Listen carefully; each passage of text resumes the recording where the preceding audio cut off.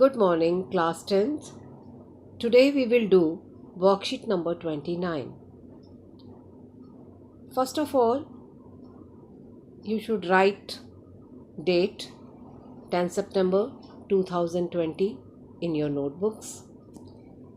Here, write your name and here write the name of your class teacher.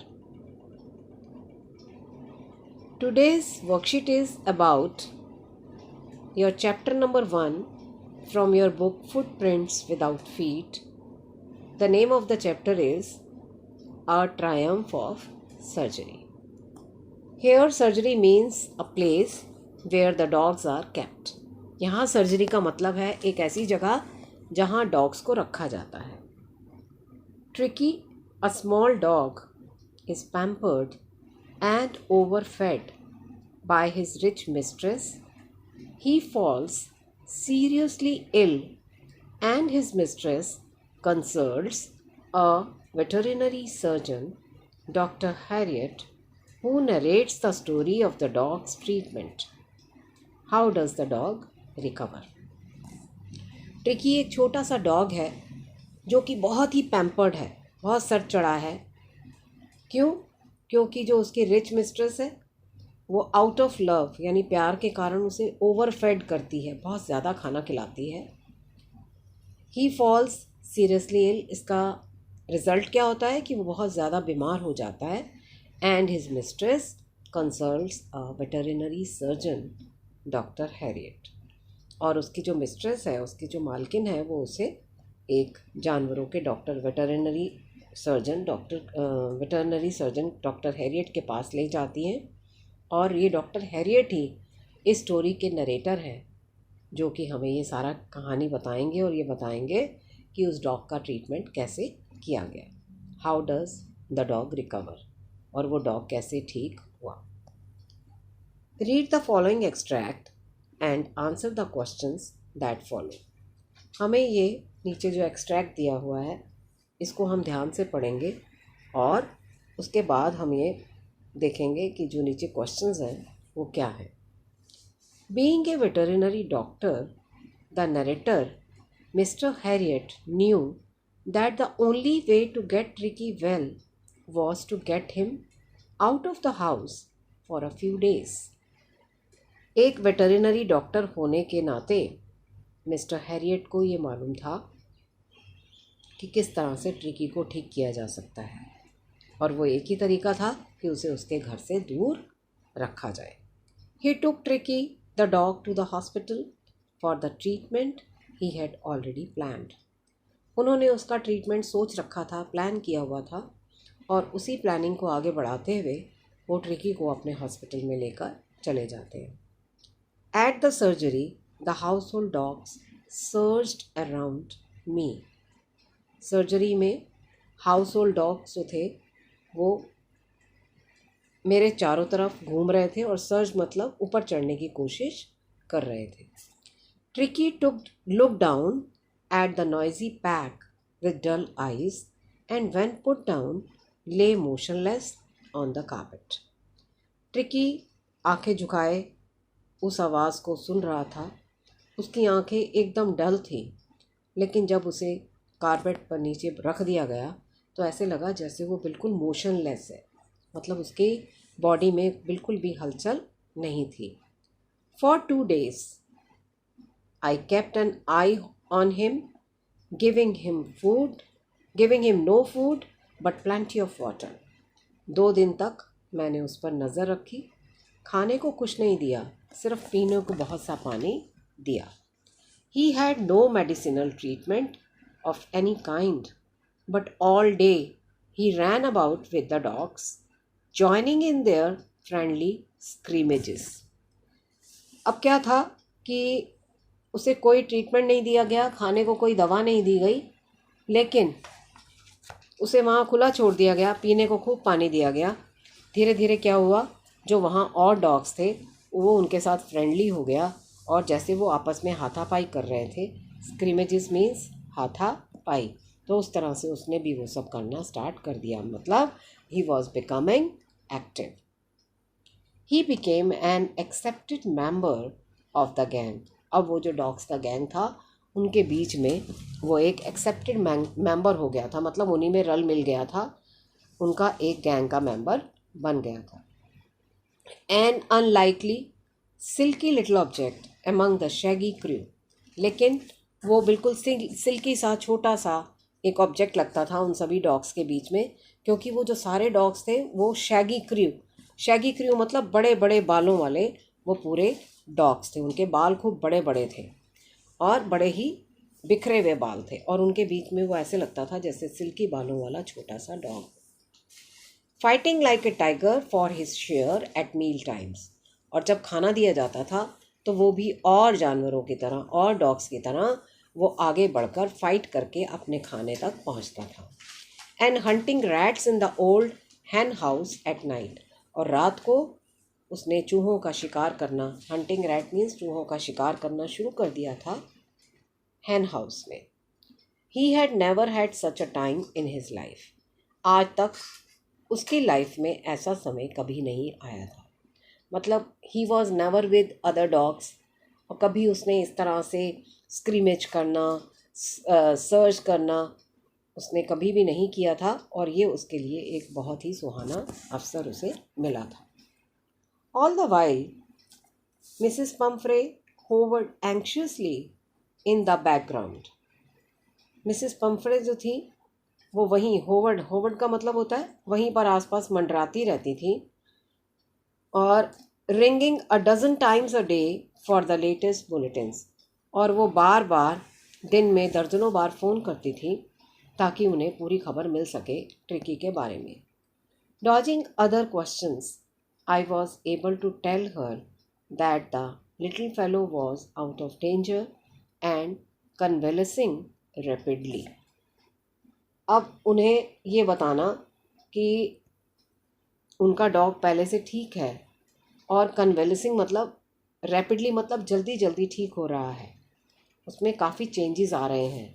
The word convalescing seem to do something to Mrs Pumphrey. तो यहाँ पर कन्वेलेसिंग word जो है वो Mrs Pomfrey के लिए उसका मीनिंग कुछ और था। She started to bring fresh eggs, उन्होंने उसके लिए फ्रेश एग्स भेजना 2 डज़न एट अ टाइम, एक बार में वो 2 दर्जन अंडे भेजा करती थी ताकि वो अंडे ट्रिकी को दिए जाएं उसकी स्ट्रेंथ को बनाए रखने के लिए, उसकी एनर्जी को, उसकी स्ट्रेंथ को बनाए रखने के लिए। For a happy period my partners and I had 2 eggs each for breakfast. When the bottles of wine began to arrive, the real possibilities of the situation began to dawn on the household. क्या हुआ, वो उसकी सेहत बनाए रखने के लिए रोज़ाना 2 दर्जन अंडे भेजा करती थी एक समय में, और इसके अलावा बॉटल्स ऑफ वाइन भी आनी शुरू हो गई। दे वर डेज ऑफ डीप कंटेंट, हम उन दिनों में बहुत कंटेंट मीन सेटिस्फाइड थे, बहुत खुश थे। Starting well with the extra egg in the morning, सुबह हमारी शुरू होती थी एक्स्ट्रा एग्स के साथ, improved and sustained by the mid day, और हम और भी खुश रहते थे मिड डे वाइन के साथ, and finishing luxuriously round the fire with the brandy, और रात को हम बहुत ही आराम से फायर के पास बैठ के मिसिस पम्फ्रे द्वारा भेजी हुई ब्रांडी का आनंद उठाते थे। It was a temptation to keep Tricki on as a permanent guest. अब हमारे मन में ये इच्छा हुई कि हम इसे हमेशा के लिए अपना गेस्ट बनाकर रख लें।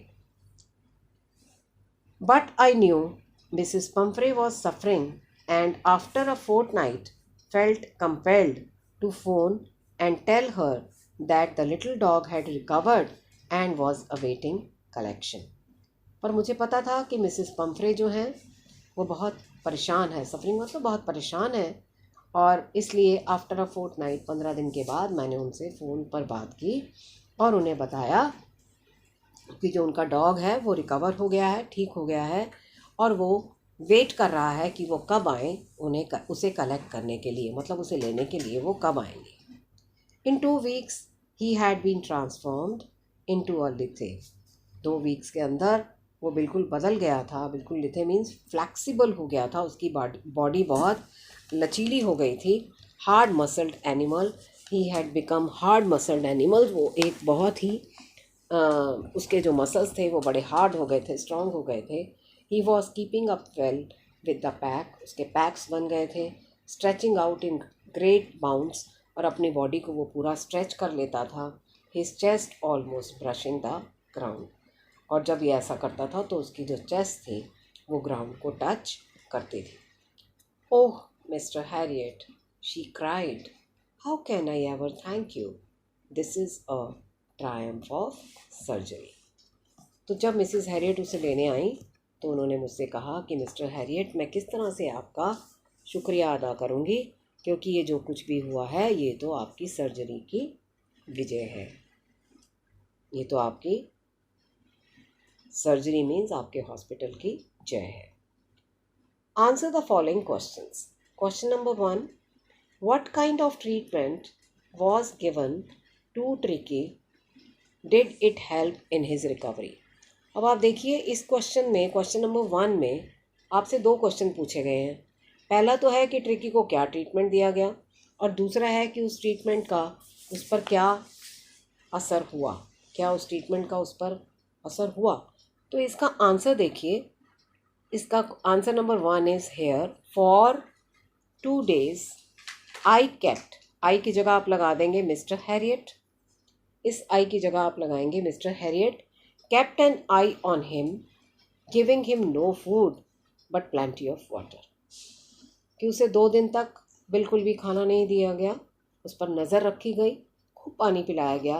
ही had no medicinal treatment of any kind, कोई उन्हें मेडिसिन नहीं दी गई ट्रिकी को। But all day he ran about with the dogs, लेकिन सारा दिन वो डॉग्स के साथ घूमता रहता। Joining in their friendly scrimmages, और वो उनके साथ जो हाथापाई वो करते थे आपस में, उनके साथ वो शामिल हो गया। Okay, this is your answer number 1, part 1। Part 2 में है डज इट हेल्प, क्या इससे उसको हेल्प हुई। Yes, this treatment helps Tricki to recover. Question number 2, why was it a temptation to keep Tricki on as a permanent guest. Author कहता है, writer कहता है, नरेटर जो है मिस्टर हैरियट, डॉक्टर हैरियट, वो कहते हैं कि अब हमें टेम्पटेशन हो गई, हमारी इच्छा हो गई कि हम इसे हमेशा के लिए अपना गेस्ट बनाकर रख लें। तो आप इसका आंसर देखेंगे कि ये दिस इज़ योर आंसर, इसका आप आंसर देखिए। It was a temptation to keep Tricki on as a guest, as a permanent guest, ये आपका क्वेश्चन में से ही आंसर स्टार्ट होगा। Because Mrs Pumphrey sent dozens of eggs. Mrs. Pumphrey sent dozens of eggs, midday wine and brandy daily for Tricky. रोज़ाना tricky के लिए सब भेजा करती थी, इसलिए हमारा मन करा and we usually had a feast every day, और हमारी रोज़ पार्टी होती थी, इसलिए हमने सोचा कि इसे अपना परमानेंट गेस्ट बनाकर रख लेते हैं। Now next question is, what was informed to Mrs. Pumphrey on phone? Phone पर मिसिस पम्फ्रे को क्या इन्फॉर्म किया गया। इसका आंसर भी क्वेश्चन में से ही स्टार्ट करेंगे, ध्यान से देखिए। Mrs Pomfrey was informed to collect Tricky from there as he had recovered completely. उन्हें कहा गया फ़ोन पे मिसिस पम्फ्रे को कि वो ट्रिकी को आकर ले जाएं, क्योंकि ट्रिकी बिल्कुल रिकवर कर गया है, बिल्कुल ठीक ठाक हो गया है। Why does Mrs Pomfrey think the dogs recovery is a triumph of surgery. Mrs Pomfrey क्यों सोचती हैं कि जो उनका डॉग की रिकवरी हुई है वो उस सर्जरी की विजय है। तो इसका आंसर देखिए हम कैसे देंगे, क्वेश्चन में से ही आंसर स्टार्ट करेंगे। मिसिस पम्फ्रे, डज हटा देंगे तो थिंक का थिंक्स हो जाएगा। जब हम डज हटाते हैं तो वर्ब की फर्स्ट फॉर्म के साथ एस या ई एस लगता है, तो हम यहाँ लगा देंगे Mrs Pomfrey thinks the dog's recovery is a triumph of surgery because after coming to that place the dog has recovered completely. क्योंकि उस जगह पर आने के बाद डॉग जो था वो बिल्कुल completely अपना ठीक हो गया था. Next, excess of everything is bad. Comment in the wake of Mrs. Pumphrey's love for Tricky. अब हमने इसमें देखा कि मिसेस पम्फ्रे उसे बहुत पैम्पर करती हैं. पैम्पर करना मतलब बहुत प्यार करती हैं. And out of love she overfed him. वो उसे बहुत खाना खिलाती हैं. And as a result he became hugely fat and he was not able to move. वो इतना मोटा हो गया उनके प्यार से, उनके ओवरफेड से. उनके प्यार की वजह से ओवरफेड होने के कारण वो इतना ज़्यादा मोटा हो गया कि वो बिल्कुल भी मूव नहीं कर पाता था. इसलिए this is truly said that excess of everything is bad. कि किसी भी चीज़ की अति बुरी होती है. ठीक है, अब एक इसका आंसर फिर से एक बार सुनिए. It is truly said that excess of everything is bad because in the case of Mrs. Pumphrey's love for Tricky, it is seen Mrs. Pumphrey overfed Tricky out of love and that's why Tricky became hugely fat and motionless. इतना मोटा हो गया था कि वो बिल्कुल भी हिलडुल नहीं सकता था. Find the word from the passage which means options given in the bracket.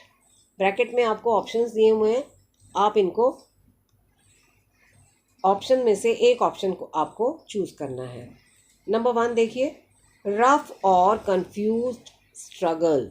इसके लिए वर्ड है scrimmage. Next, recovering from an illness. Convalescing. Flexible. Lithe, a place where a surgeon treats patients. Surgery. Write the antonym of the word triumph. Triumph के लिए कौन सा word है? Antonym. Antonym means opposite word. इसके लिए आपका word आता है defeat. D-E-F-E-A-T. Defeat. Okay. That's all for the worksheet today. I think you will understand the whole passage and you will like it. If you like it, subscribe my channel and make a like here. To get the answers of the questions in the worksheet, check the description box below. In questions के answers के लिए नीचे दिए गए description box में देखें. Please don't forget to like and subscribe and hit the bell icon.